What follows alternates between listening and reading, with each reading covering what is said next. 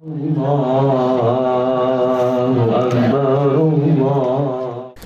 salat Id di Masjid Agung SMP Cayu Wikramu Palembang, PJ Wali Kota Palembang Ratu Dewa menggelar open house di kediaman rumah dinas Jalan Tasik.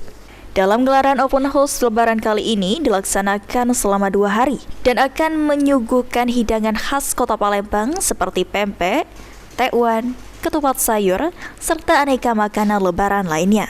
Terlihat beberapa kepala dinas hingga masyarakat umum Kota Palembang turut menghadiri open house PJ Wali Kota Palembang. Open house ya sampai besok kita adakan open house dari hari ini dan hari ketiga saya harus pulang kampung. Pembelajaran yaitu kaitan dengan nilai sosial, artinya kita semua harus melaksanakan nilai-nilai semua itu, berbagi dengan sesama. Dan terakhir harapan saya semoga kita selalu taat patuh kepada orang tua kita. Selamat Hari Raya Idul Fitri 1445 Hijriah. Mohon maaf lahir dan batin.